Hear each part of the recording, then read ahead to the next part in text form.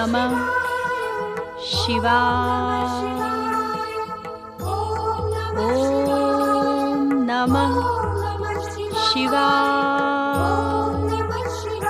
ओम नमः शिवाय। ओम नमः शिवाय। ओम नमः शिवाय। नमः शिवाय। ओम नमः शिवाय। ओम नमः शिवाय। ओम नमः शिवाय।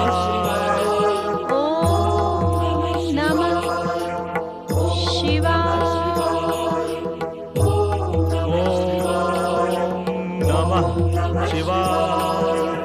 ओम नमः शिवाय।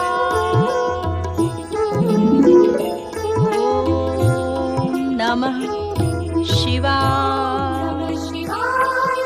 ओम नमः। देख रहे हैं प्रमुखेश जी, महारानी विजया पुत्र प्राप्ति के लिए कितनी व्यग्र है। देख रहा हूँ महाराज। मैंने जो भविष्यवाणी की थी उसका संकेत आपने इन्हें दिया या नहीं? हमने संकेत तो दिया था, परंतु मैं आपका आशय समझ गया महाराज। महारानी को ये बताना कि वे कभी मां नहीं बनेंगी उनके साथ अन्याय होगा, परंतु भगवान शिव की कृपा आप पर अवश्य होगी। इसलिए आप उन्हें केवल यही बताएं कि आपको युवराज की प्राप्ति अवश्य होगी। आपने ये भी कहा था कि हमें अपने होने वाले युवराज का प्रतिरूप शीघ्र ही दिखाई देगा। हाँ, हमारी वो गणना अचूक थी। हमें विश्वास है कि आपको युवराज के प्रतिरूप के दर्शन अवश्य हुए होंगे। हाँ, हमें उसके दर्शन हो गए हैं। महारानी उसके इस रूप पर अत्यंत मुग्ध है और शिव आराधना करती हुई वैसे ही युवराज के लिए प्रार्थना कर रही है। भगवान शिव की कृपा से आपकी ये इच्छा शीघ्र ही फलीभूत होगी। अच्छा, अब मुझे आज्ञा दें। ओम नमः शिवाय। ओम नमः शिवाय। ओम नमः शिवाय। ओम नमः शिवाय।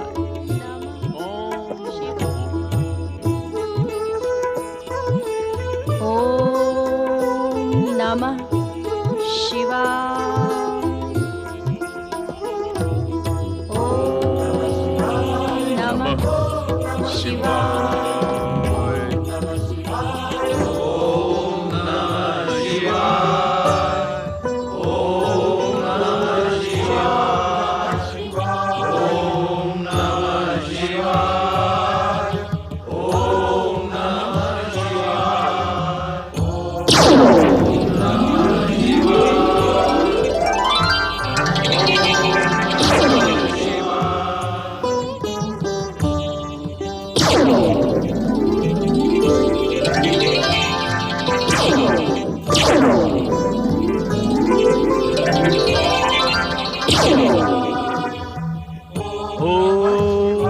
नमः शिवाय। चंद्रदेव आप? प्रणाम गणाध्यक्ष नंदी। प्रणाम चंद्रदेव। कहाँ है भोलेनाथ? कृपा करके चंद्रदेव आप हमें ये बताएं कि हमारे स्वामी ने आपको कहाँ छोड़ा और कहाँ है हमारे भोलेनाथ? वह माता पार्वती के साथ एक अज्ञात स्थान पर है और वे कहाँ हैं ये बताना मेरे लिए उचित नहीं होगा। उचित क्यों नहीं होगा चंद्रदेव? हम सब उनके दर्शनों के लिए व्याकुल हो रहे हैं। आपको बताना ही होगा चंद्रदेव कि माता पार्वती और भगवान भोलेनाथ कहाँ हैं और अज्ञात स्थान पर क्या कर रहे हैं। आप मौन क्यों हैं चंद्रदेव? क्या वो दोनों किसी संकट में पड़ गए हैं? आप मुझे रोज से क्यों देख रहे हैं? बताते क्यों नहीं चंद्रदेव? मुझे दुख हुआ यह सुनकर कि आप सर्वशक्तिमान भगवान शिव शंकर और सर्वशक्तिमयी माता शक्ति के संकट में होने की कल्पना कर सकते हैं। वे तो समस्त जगत के त्राता हैं, भला उन पर कोई संकट कैसे आ सकता है? वे तो परम आनंद में हैं और आनंद से बाहर आने के इच्छुक नहीं हैं। आनंद से बाहर आने के इच्छुक नहीं, अर्थात भगवान शिव शंकर अब पिछला कुछ भी स्मरण करने के इच्छुक नहीं हैं। इसलिए मुझे नागदेव और त्रिशूल को यहाँ आना पड़ा। भगवान शिव शंकर ने अपने पूर्व रूप का त्याग कर दिया है और माता पार्वती शक्तिवन में खो गई हैं। माता पार्वती शक्तिवन में खो गई हैं? हम समझे नहीं चंद्रदेव, कृपा करके आप स्पष्ट हमें समझाएं। तो सुने, माता पार्वती के आग्रह पर भगवान शिव शंकर ने एक शक्तिवन की रचना की है जो नारीमय है। नारीमय है? हम अब भी नहीं समझे चंद्रदेव। उस नारीवन में कोई भी पुरुष बनकर नहीं रह सकता। जो भी पुरुष वहां जाएगा वो नारी बन जाएगा। भगवान भोलेनाथ ने भी स्वयं नारी जैसा रूप धारण कर लिया है। इसी कारण उन्होंने चंद्र, नाग और त्रिशूल का भी त्याग कर दिया है। कहाँ है वो शक्तिवन? इक्ष्वाकुवंशी राजा इल्के काम्यकवन। अर्थात हम वहां नहीं जा सकते? यदि आप वहां जाने का प्रयत्न करेंगे तो पहले तो आप नारी बन जाएंगे, फिर शिव कोप के भाजन बनेंगे। अब आप जैसा उचित समझें करें और मुझे आज्ञा दें। नंदी भैया, हमें नारी बनना स्वीकार है, परंतु हम अधिक समय तक भगवान भोलेनाथ और माता पार्वती से दूर नहीं रह सकते। हमें उनसे दूर रहना होगा, हमें उनका वियोग सहना होगा, परंतु हम में से कोई भी वहां जाने का प्रयास नहीं करेगा। ये शिव आज्ञा के विरुद्ध होगा। हम शिव आज्ञा के बिना कैलाश से हट भी नहीं सकते। इस संकट से मुक्ति का एक ही उपाय है, ओम नमः शिवाय का जाप। देखिए नंदी भैया, नागदेव की आंखों में भी आंसू भर आए हैं।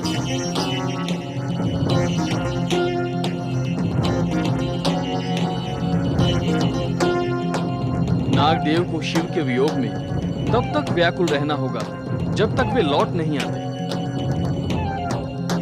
ओम नमः शिवाय। ओम नमः शिवाय। ओम नमः शिवाय। ओम नमः शिवाय। ओम नमः शिवाय। ओम नमः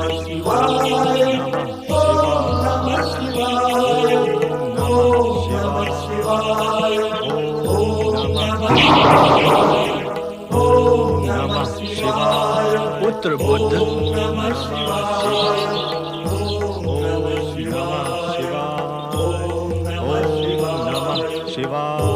पुत्र बुद्ध, आंखें खोलो और हमारी ओर देखो। मुझे पुत्र कहने वाले आप कौन हैं? पहले अपना परिचय दें। मैं तुम्हारा धर्मपिता चंद्रदेव हूँ बुद्ध। धर्म पिता या अधर्म पिता, जिस तरह आपने मेरी माता की पावनता को कलंकित किया, खंडित किया, उसी तरह आज मेरी तपस्या भंग करने चले आए।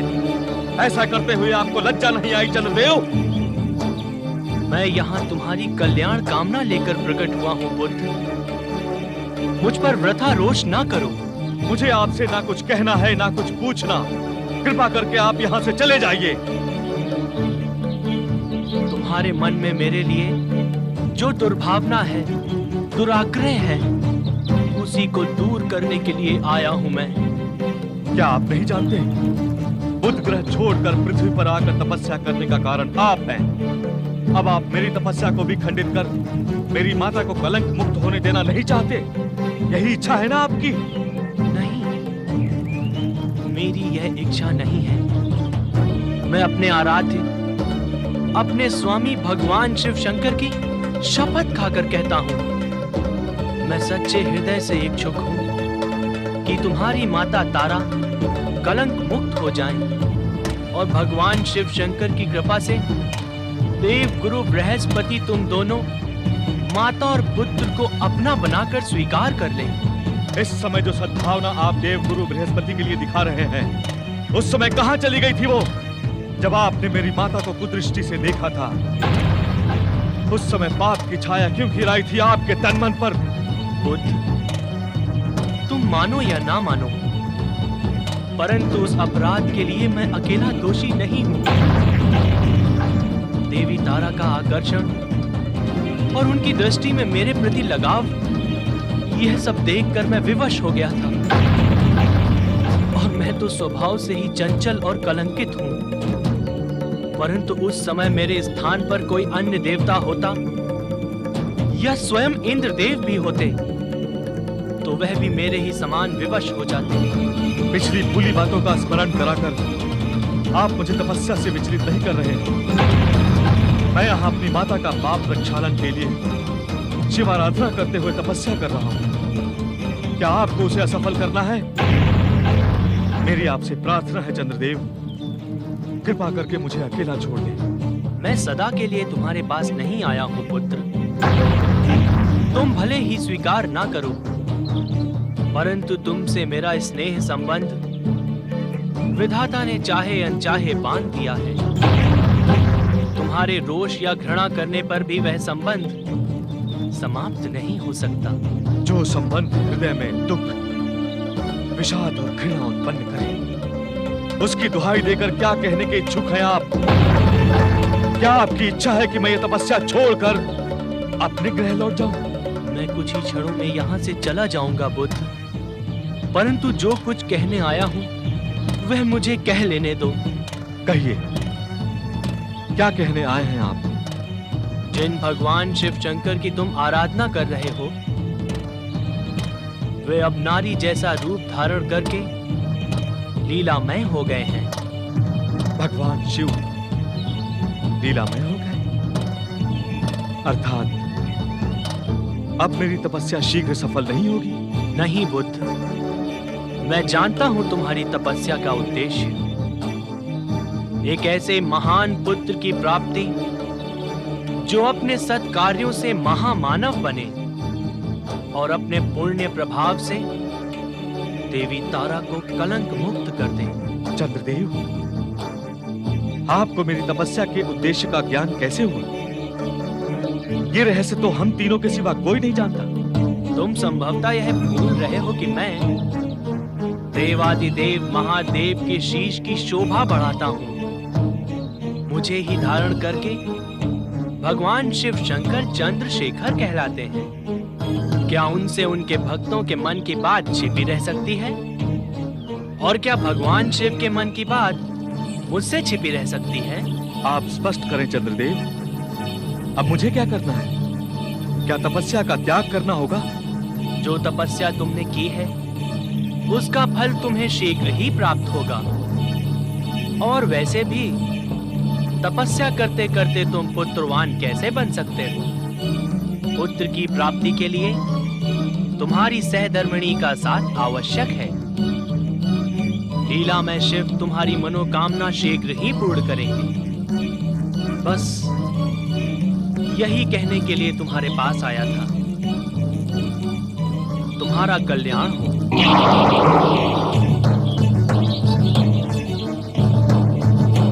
कहीं चंद्रदेव मुझे भ्रमित करने तो नहीं आए थे? नहीं,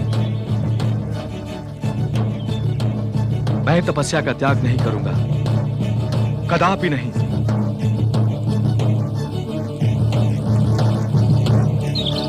ओम नमः शिवाय। अवश्य ही भगवान शिव मेरे स्वामी को दंडित करने के लिए ही अपने साथ ले गए हैं।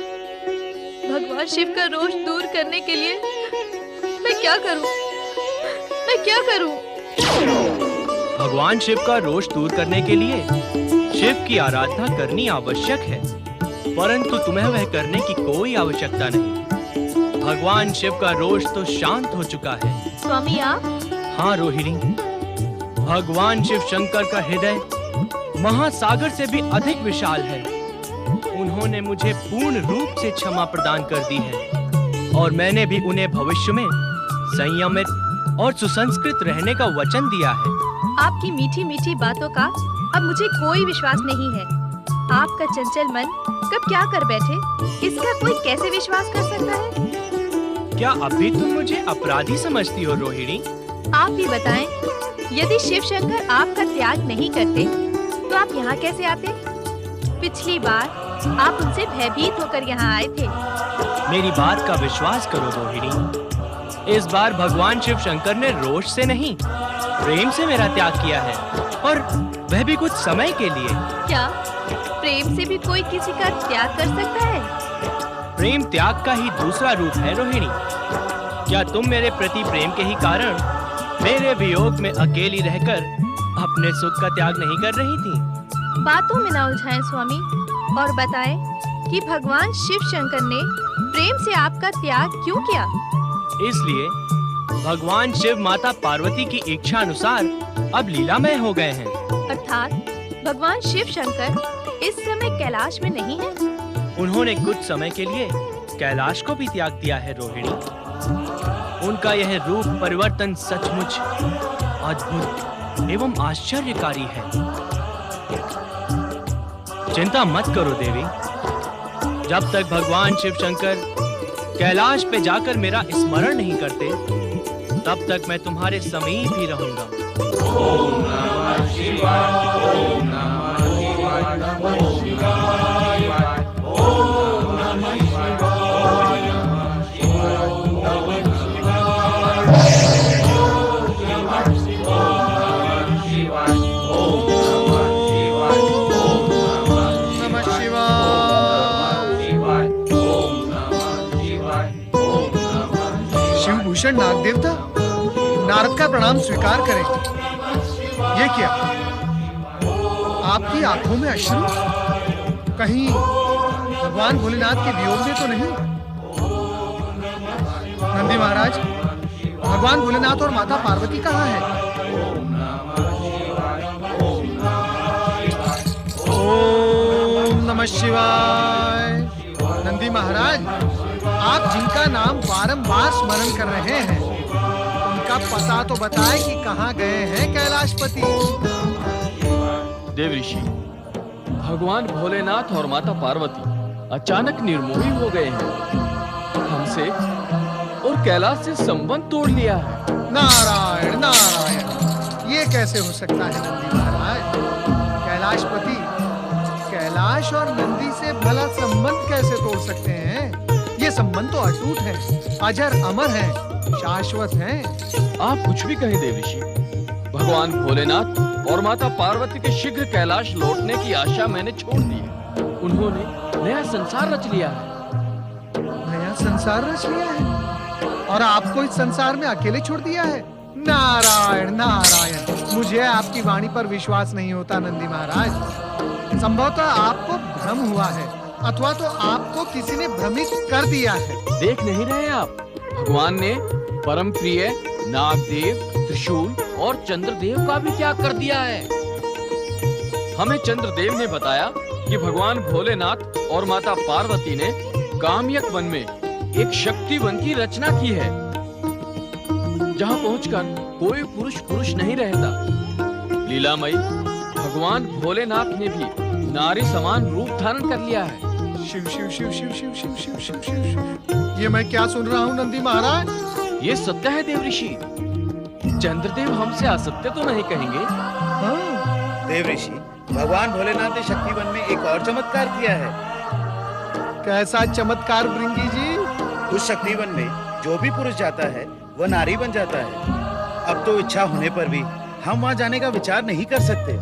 नारायण नारायण भृंगी जी, परंतु मैं तो वहाँ जाने का विचार कर रहा हूँ। भगवान शिव का ये परिवर्तित रूप देखे बिना मैं कैसे रह सकता हूँ? देव ऋषि, आप भोलेनाथ से मिले तो हमारी दुर्दशा की बात अवश्य करें। अवश्य कहूँगा नंदी महाराज, अवश्य कहूँगा। परंतु आप अपना विचार बदल तो नहीं रहे हैं? नहीं नहीं नंदी महाराज, मैं विचार कर रहा हूँ, शक्ति वन में प्रवेश करते ही कहीं मैं नारी बन गया तो मेरा क्या होगा? अब नारी भी नहीं बनना है और नारी रूपी भगवान भोलेनाथ और माता पार्वती के दर्शन भी करने हैं। नारायण नारायण, चतुराई से काम लेना होगा नारद। नंदी महाराज, इस शिव लीला को नारद लीला से ही सुलझाना होगा। नारायण नारायण।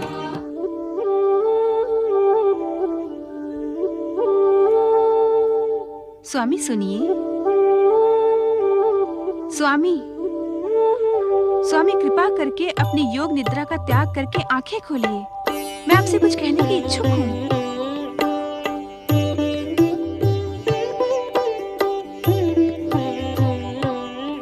स्वामी, क्या आप सचमुच अपनी योग निद्रा का त्याग नहीं करेंगे?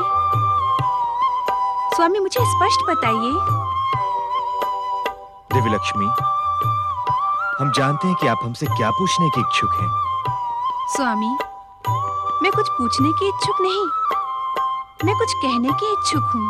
कहो, हम सुन रहे हैं। हम इस समय आंखें नहीं खोलेंगे, क्योंकि योग निद्रा में हम अपने भक्त नारद को देख रहे हैं। मैं नारद के विषय में ही आपसे कुछ निवेदन करने की इच्छुक हूँ। कहो, क्या कहना है तुम्हें हमारे परमप्रिय नारद के विषय में? इस बार आप नारद को वैकुंठ लोक में प्रवेश ना करने दें। परंतु प्रवेश का प्रश्न ही कहाँ उठता है देवी? वो तो सीधे वैकुंठ लोक के अंदर ही प्रकट हो जाते हैं। आपकी इच्छा हो तो उन्हें यहाँ प्रकट होने से भी रोक सकते हैं। कैसे? हम वैकुंठ लोक में किसी के प्रकट होने पर प्रतिबंध तो नहीं लगा सकते?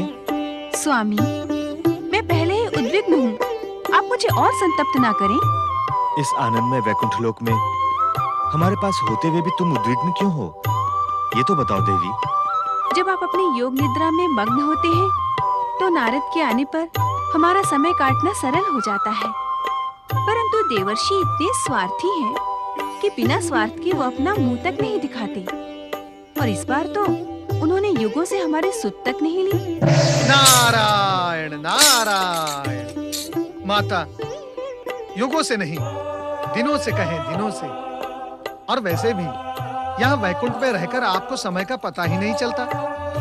नारद, मैं तुमसे कोई बात नहीं करूंगी। नारायण नारायण। मैं ये जानता हूँ माता कि आप मुझसे अकारण ही रुष्ट हैं, और मैं ये भी जानता हूँ कि मेरे प्रभु श्री हरि नारायण अपने भक्त का पक्ष लेकर आपका रोष शांत कर देंगे। मैं तुम्हारी बातों में उलझने वाली नहीं नारद। यदि तुम यहाँ प्रतिदिन आने का वचन नहीं दोगे तो मैं तुमसे बात नहीं करूंगी।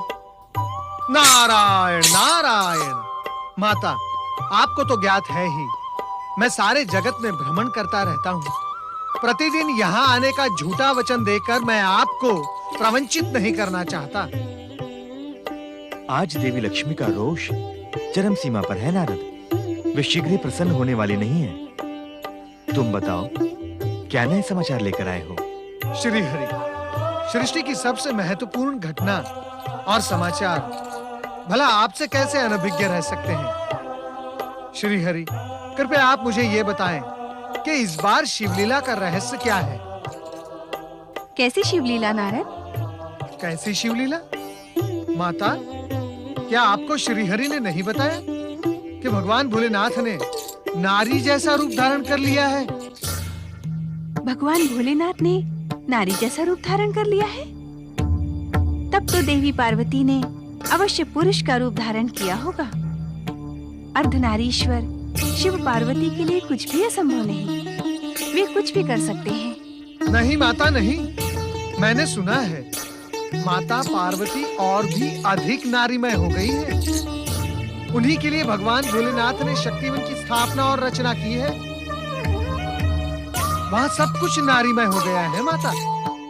वहाँ जो भी पुरुष प्रवेश करेगा वो नारी बन जाएगा। प्रभु, ये मैं क्या सुन रही हूँ? जो सुन रही हो वो सत्य है देवी। प्रभु, मेरी भी आपसे एक विनती है। हम तुम्हारी विनती की गिनती नहीं करते नारद। जितनी भी विनती करोगे हमें स्वीकार है, किंतु कोई ऐसा प्रश्न न करना जिसका उत्तर हम ना दे सकें। नारायण नारायण। ये तो प्रश्न पूछने के पश्चात ही पता चलेगा श्री हरि। वैसे संसार में ऐसा कोई प्रश्न नहीं है जिसका उत्तर आपके पास ना हो। आप तो सर्वज्ञ हैं। हम ये स्वीकार करते हैं नारद, किंतु हम अपनी मर्यादा से बाहर नहीं जाएंगे। पूछो, क्या पूछने के इच्छुक हो? नारायण नारायण, आप जानते हैं श्रीहरि, फिर भी मुझे ये प्रश्न करना पड़ रहा है कि शिव लीला का रहस्य क्या है। भगवान भोलेनाथ ने शक्तिवन की रचना क्यों की? भगवान भोलेनाथ नारीमय क्यों हो गए भगवान?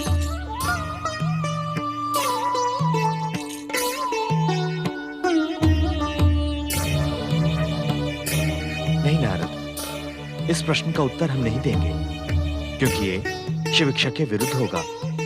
प्रभु, मुझे इस बात का आभास पहले ही हो गया था कि आप मेरे प्रश्न का स्पष्ट उत्तर नहीं देंगे, परंतु आप स्पष्ट नहीं कर देंगे, ये आशा मैंने नहीं की थी।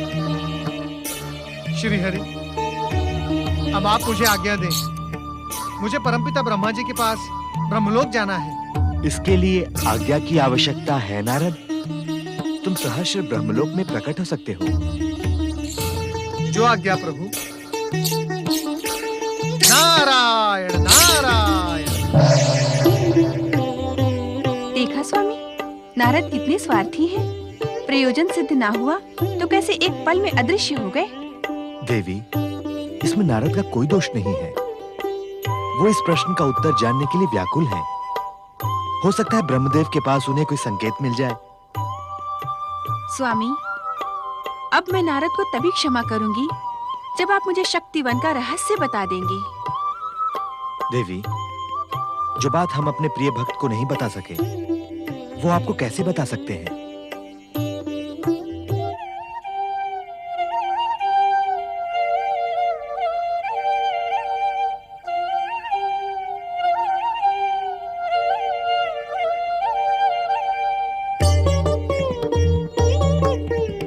नारायण नारायण।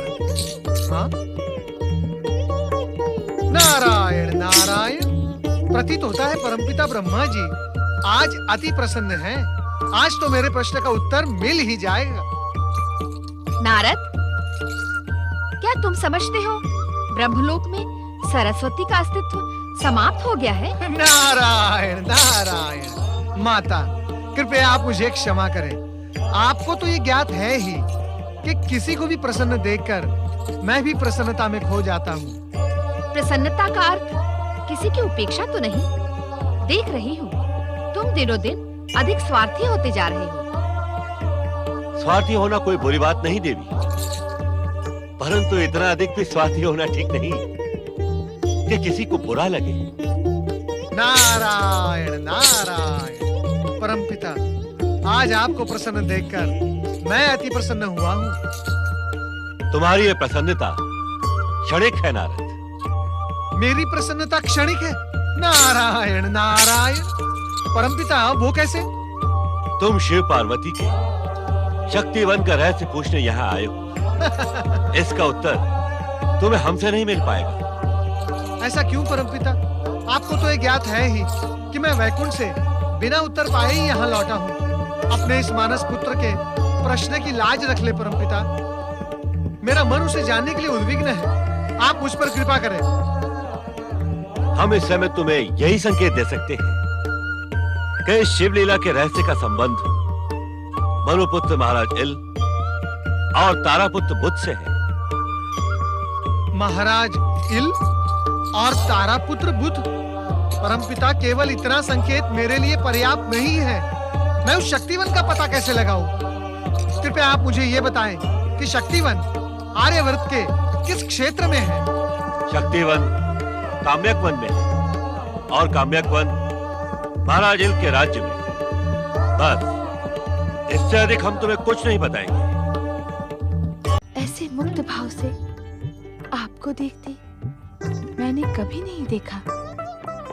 भूतकाल की बात अब न छेड़ो देवी। अब तो इस सुंदर सुखद वर्तमान की बात करो। हम पिछला सब कुछ भूल जाने के इच्छुक हैं। तुम भी सब कुछ विसार दो। अपने करुणामय रूप को आप भला कैसे विसार सकते हैं परमेश्वर? करुण रस अब श्रृंगार रस में घुल मिल गया है देवी। हमने तुम्हारे अनुरोध पर इस शक्तिवन की रचना की है। प्रेम और श्रृंगार को चरम सीमा तक ले जाने के लिए। अब तक तुमने ये नहीं बताया कि तुम्हारी कामना पूर्ण हुई या नहीं। तुम प्रसन्न हो या नहीं। मेरी प्रसन्नता तो प्रकृति सौंदर्य के रूप में इस शक्तिवन में बिखर रही है, खिल रही है।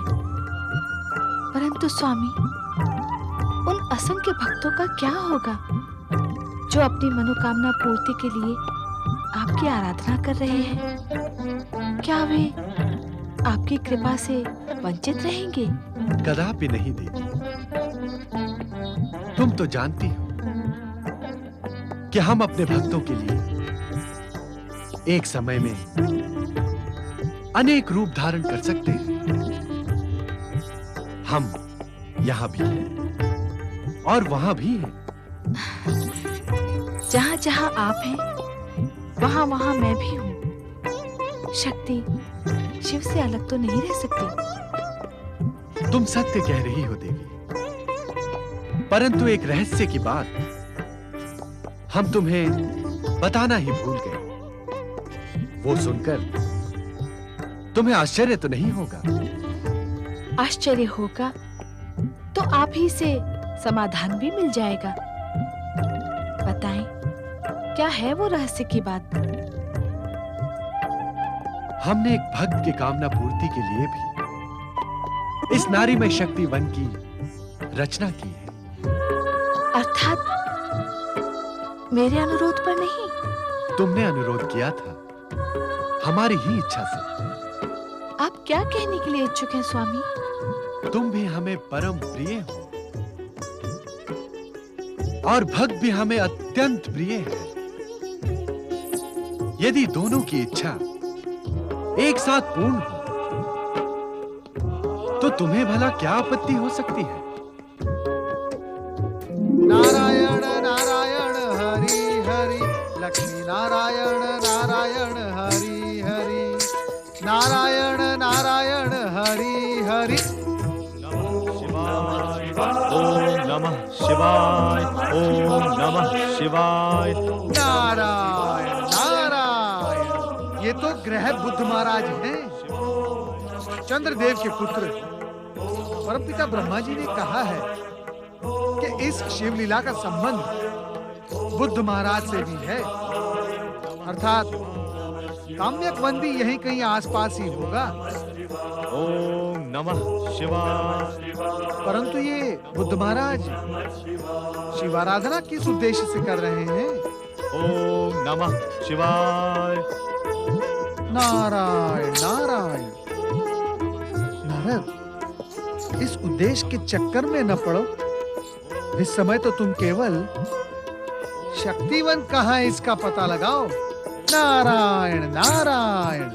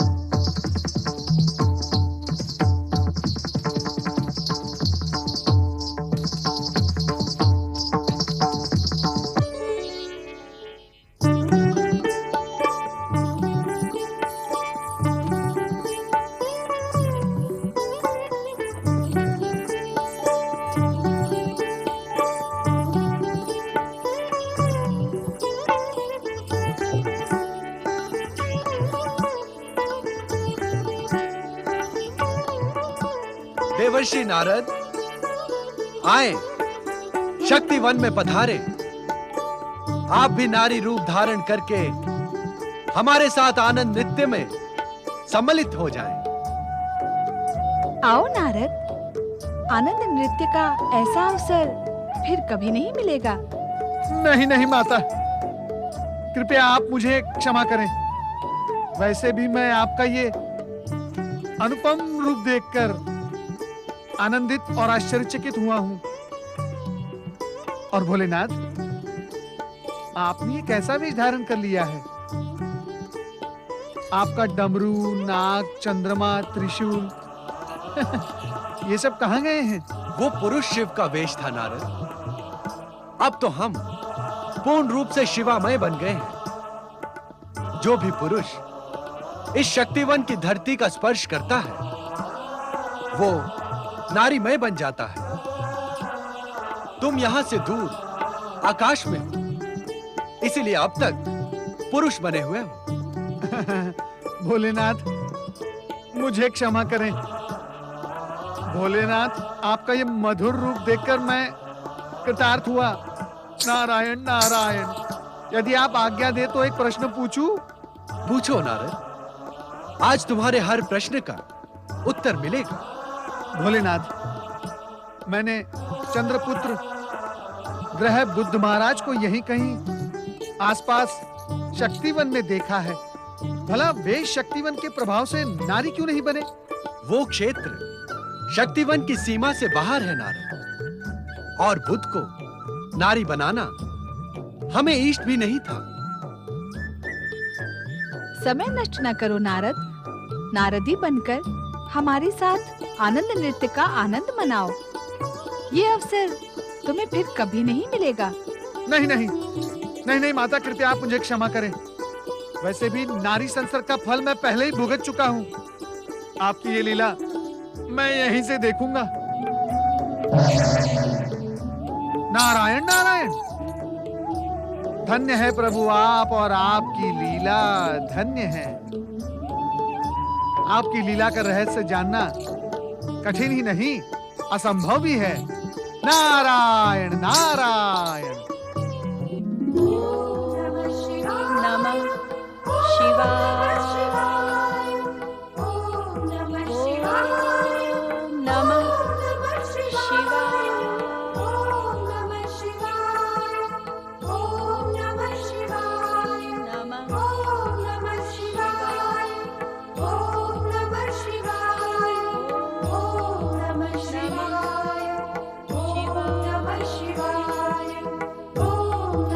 शिवाय।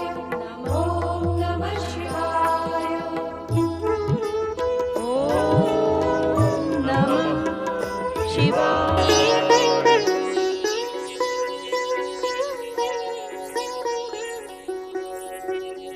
प्रणाम ब्रह्मदेव जी। सदा सुखी रहे महारानी, आपकी समस्त कामनाएं फलीभूत हों। राज ज्योतिषी जी एक अत्यंत शुभ समाचार लेकर पधारे हैं महारानी। शुभ समाचार? कैसा शुभ समाचार महाराज?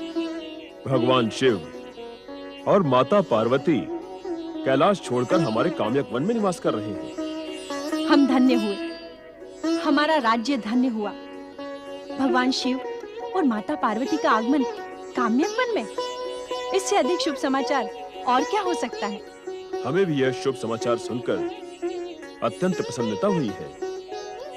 भगवान शिव हमारे आराध्य हैं।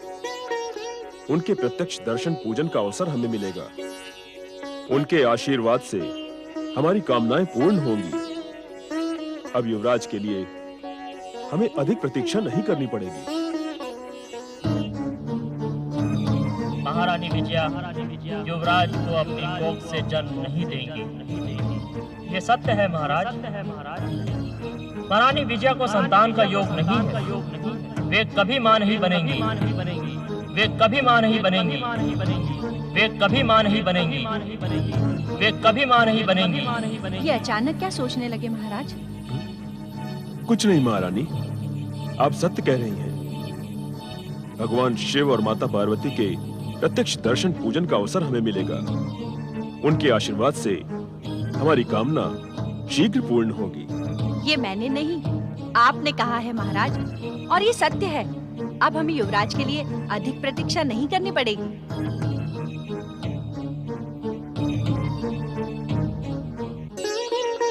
हाँ महारानी, हमने ही कहा था।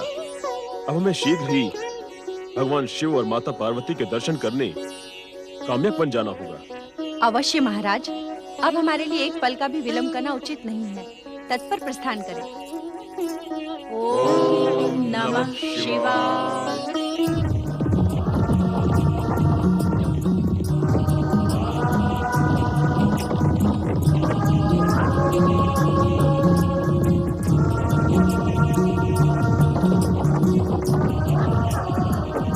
क्या सोच रहे हैं महाराज? आज हमारे जीवन का सबसे अधिक शुभ दिवस है महारानी। आज हमें शिव पार्वती के प्रत्यक्ष दर्शन होंगे। हमारा जीवन धन्य हो जाएगा।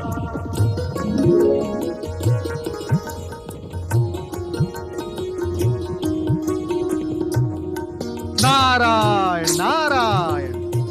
परमपिता ब्रह्मा जी ने कहा था कि इस शिवलीला का संबंध महाराज इल और ग्रह बुद्ध से है।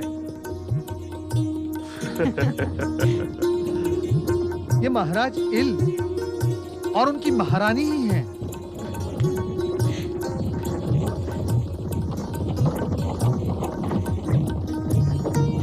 अरे रे रे रे रे रे, ये तो शक्तिवन की ओर जा रहे हैं। परंतु क्या महाराज इल को ये सत्य नहीं पता कि शक्तिवन में प्रवेश करते ही प्रत्येक पुरुष स्त्री बन जाता है? महादेव, ये क्या होने जा रहा है? नारायण नारायण।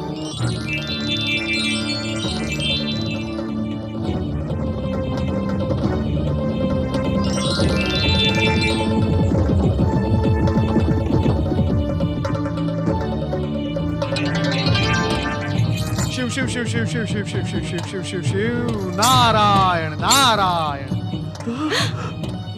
महाराज इला बन गए स्वामी। अब क्या होगा?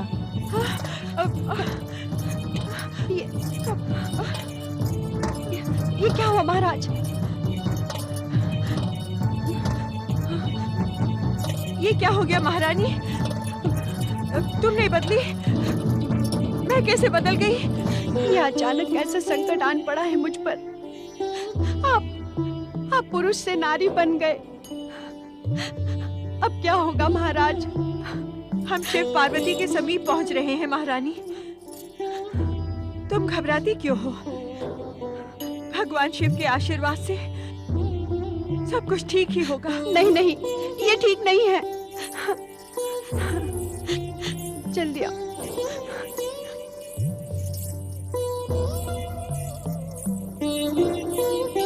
मैं भी नारी बन गया।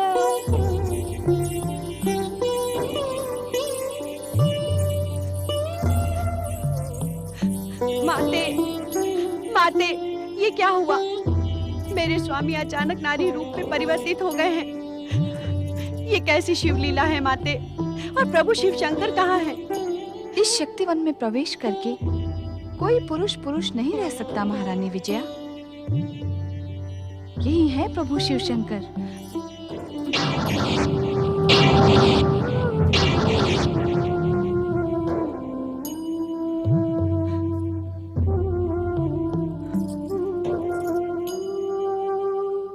वैसे ही इस शक्तिवन में प्रवेश करते ही महाराज इला बन गए। परंतु तुम चिंता न करो। चिंता कैसे न करूं माते? मुझ पर तो जैसे वज्रपात हो गया है। मैंने तो युवराज की प्राप्ति के लिए आपकी आराधना की थी, पर उसका कैसा विचित्र फल मिला है मुझे। ये तो होना ही था महारानी, इसीलिए तो हमने ये लीला रची है। इल के इला बनने का परिणाम शुभ ही होगा। अब मैं आपके साथ कैसा व्यवहार करूं महाराज? आप मेरे पति से इस नारी रूप में परिवर्तित हो गए हैं। अब मैं आपकी धर्म पत्नी हूं या नहीं, मेरी तो कुछ समझ में नहीं आ रहा है महाराज। कुछ समझ में नहीं आ रहा है। प्रभु, माते, ये आपने हमें किस स्थिति में डाल दिया है? हम पर कृपा करें महादेव। मेरे स्वामी को फिर से पहले वाला रूप प्रदान करें भोलेनाथ। यह असंभव है देवी विजया। विधि के विधान के अनुसार जिस कार्य के लिए महाराज इल से इला बने हैं, वो कार्य पूर्ण हुए बिना वो पुनः पुरुष नहीं बन सकते। प्रभु, जब हमारी प्रजा को इस बात का पता चलेगा कि महाराज अब पुरुष नहीं रहे, तो राज्य में अराजकता फैल जाएगी, शासन व्यवस्था छिन्न भिन्न हो जाएगी। महादेव, ऐसा कुछ नहीं होगा विजया। महाराज इल के राज्य की प्रजा धार्मिक और सुसंस्कृत है। वो तुम्हें महारानी विजया को अपने अनुशासक के रूप में स्वीकार करेगी। क्या तुम्हारी प्रजा इस बात के लिए व्यग्र नहीं है कि उन्हें उनका युवराज शीघ्र प्राप्त हो? प्रजा ही नहीं, हम सब व्यग्र हैं महादेव। हमारा एक एक पल युवराज के आने की प्रतीक्षा में ही बीत रहा है, परंतु अचानक इस वज्रपात से मेरी बुद्धि कुंठित हो गई है महादेव। मुझे ये समझ में नहीं आ रहा कि यदि महाराज इसी रूप में रहे तो मैं युवराज की माता कैसे बन पाऊंगी। नारद, इस शिवलीला का रहस्य तो और भी रहस्यमय होता जा रहा है। भोलेनाथ, आपकी इच्छा क्या है?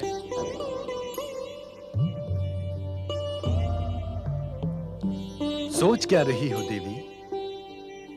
कह दो जो तुम्हें कहना है। महारानी विजया की दुविधा दूर करना तुम्हारा कर्तव्य ही नहीं, धर्म भी है। महारानी विजया, मैं तुम्हें एक कटु सत्य कहने जा रही हूँ। हृदय को दृढ़ करके सुनो। अपने पूर्व जन्म के पापों के कारण तुम इस जन्म में किसी संतान की माता नहीं बन सकती।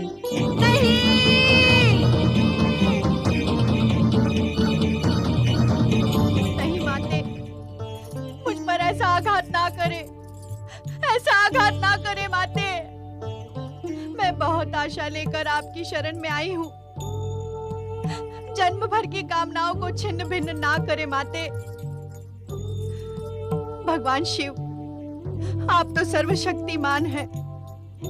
आपकी भक्ति से तो पूर्व जन्म के बड़े से बड़े पापों का अंत हो सकता है। यही सोचकर मैंने आपकी आराधना की थी। क्या आप चाहेंगे जो आपकी आराधना करता हो उसे उसकी आराधना का यह दंड मिले? मुझ पर ऐसा अन्याय ना करे महादेव। मेरे हृदय के टुकड़े टुकड़े ना करे, ना करे महादेव, ना करे। एक और कटु सत्य तुम्हें सुनना है महारानी। तुमने हमारी आराधना तो की, परंतु तुम्हारा मन शिव भक्ति में नहीं, पुत्र को पाने की कामना में लीन रहा। तुमने शिव भक्ति करते हुए शिवलिंग में शिव को नहीं, पुत्र मोह में पड़कर बुद्ध को देखा। क्योंकि तुम बुद्ध जैसा पुत्र पाने की इच्छुक हो। क्या इस कटु सत्य को तुम स्वीकार नहीं करोगे विजया? आप सत्य कह रहे हैं महादेव।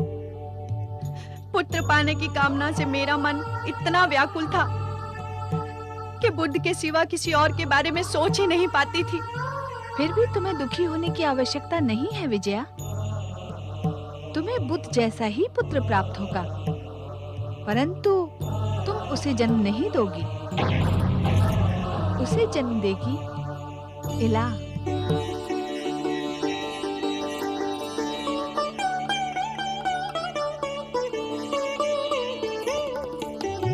इला, तुम्हारा शरीर शिवलीला के कारण नारी में परिवर्तित हो गया है, परंतु आत्मा वही महाराज इल की है। महाराज इल के रूप में तुमने पुत्र की जो आकांक्षा की थी, वो इला द्वारा पूर्ण होगी। तुम इससे सहमत हो ना?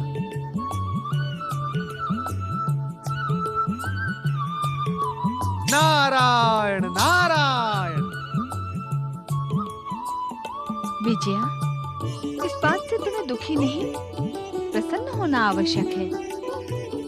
हमें तुम्हारे सामने एक और सत्य का उद्घाटन करना है। नारी शक्ति का महत्व स्थापित करने के लिए मेरे आग्रह पर भगवान शिव ने इस नारीमय शक्तिवन की रचना की है। इसी रचना के कारण तुम्हारे पति ने नारी शरीर धारण किया है। बुद्ध जैसे पुत्र को जन्म देने के लिए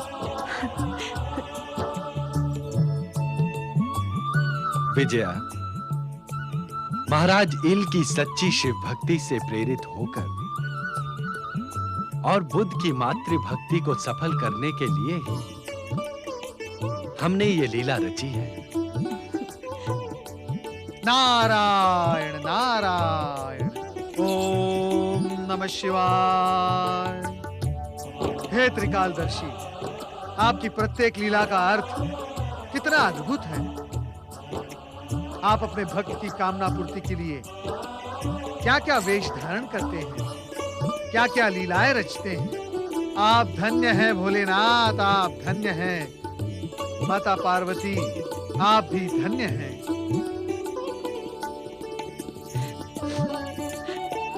आप दोनों ने मेरे लिए इतना किया। भोलेनाथ, माता पार्वती, आपने मेरी इच्छा पूरी ना करके भी मेरी इच्छा पूरी कर दी है। आप सचमुच महान हैं, सचमुच महान हैं। अब सच्चे मन से बिना हिचक के इस सत्य को स्वीकार करो और नारी शक्ति को प्रमाणित करने के लिए महाराज इल के राज्य का शासन करो। माते, क्या सदा के लिए मेरे स्वामी लीला के रूप में ही रहेंगे? नहीं माते, नहीं, ऐसा अनर्थ मुझ पर ना करे, ना करे माते। देवी पार्वती, पुत्र जन्म के पश्चात महाराज इल को इला के रूप में रहने का कोई प्रयोजन नहीं है। महारानी विजया की प्रार्थना पर ध्यान दो। जैसी आपकी आज्ञा स्वामी। महारानी विजया, अपने स्वामी का वियोग तुम्हें अधिक समय तक नहीं सहना होगा। ये 1 माह स्त्री और 1 माह पुरुष बनकर तुमसे मिलते रहेंगे। ये आप क्या कह रही हैं माते? क्या ये संभव है? इस संसार में असंभव कुछ भी नहीं है विजया। देवी पार्वती का हृदय करुणा से भर आया है। मातृ धर्म का पालन करते हुए भी महाराज इल तुमसे मिलते रहेंगे और 1 वर्ष के पश्चात युवराज को लेकर तुम्हारे द्वार पर उपस्थित होंगे। तुम दोनों की कामना पूर्ण होगी।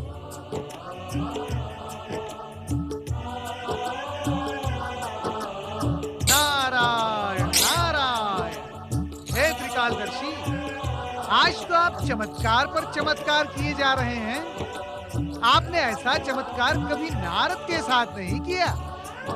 1 वर्ष तक कुशलता पूर्वक राज्य का शासन चलाकर ये सिद्ध कर दो कि नारी के लिए कोई भी कार्य असंभव नहीं है। मैं आपकी आज्ञा का पालन करूंगी माते। देवी इला, इस काम्यक वन के दूसरे छोर पर योगी बुद्ध इस समय भी शिव आराधना में लीन है। तुम उनके पास पहुंचकर अपनी कामना का संकेत दो।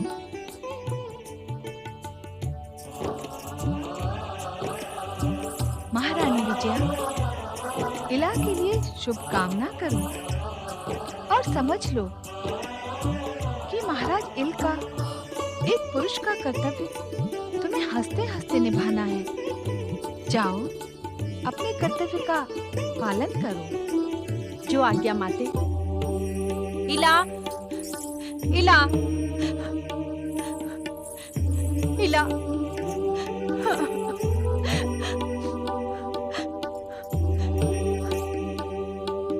मैं स्वयं तुम्हें योगी बुद्ध के पास पहुंचाऊंगी। चलो मेरे साथ।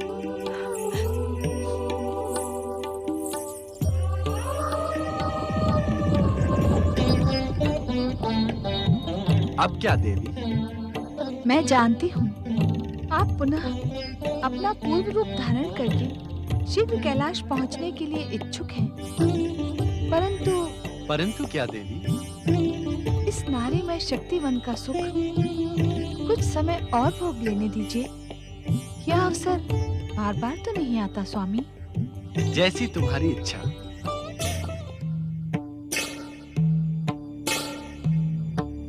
शिष्य नारद, शिष्य नारद, ऐसा प्रतीत होता है कि तुम अपने गुरु को विसार गए हो। नहीं नहीं, प्रणाम गुरुदेव। परंतु आप यहाँ कैसे? शिव पार्वती की लीला अद्भुत होती है नारद। जिसकी हम कल्पना भी नहीं कर सकते वो घटित हो जाता है, और जो घटित होता है उसका रहस्य समझना कठिन होता है। आप अक्षरशः सत्य कह रहे हैं देवगुरु। शिव लीला से रचित उन अद्भुत घटनाओं को मैं प्रत्यक्ष अपनी आंखों से देख चुका हूँ, देख रहा हूँ। तुम शिव लीलाओं को प्रत्यक्ष देख रहे हो नारद? कहाँ है शिव पार्वती? वो देखिए देवगुरु, उन दोनों का शिव लीलामय रूप।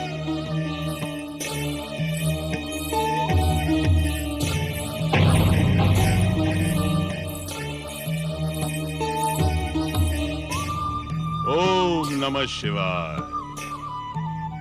आपके दर्शन पाकर मैं धन्य हो गया। देवगुरु, भूलकर भी आप शक्तिवन में ना चले जाना, अन्यथा आप नारी बन जाएंगे। तुम मेरी चिंता ना करो नारद, अपना ध्यान रखो। भक्ति के भाव प्रवाह में आकर कहीं तुम शक्तिवन ना चले जाना, अन्यथा मुझे अपने एक उत्तम शिष्य से वंचित होना पड़ेगा।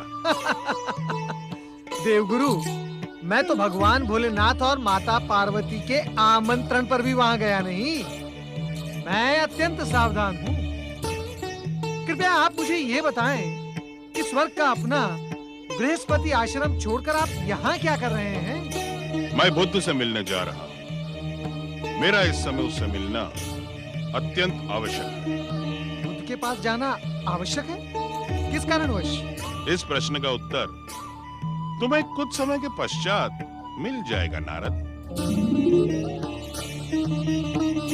नारायण नारायण। देवगुरु बृहस्पति ने प्रश्न को प्रश्न ही क्यों रहने दिया? उत्तर क्यों नहीं दिया नारद? इस रहस्य का पता तुम्हें ही लगाना होगा नारद।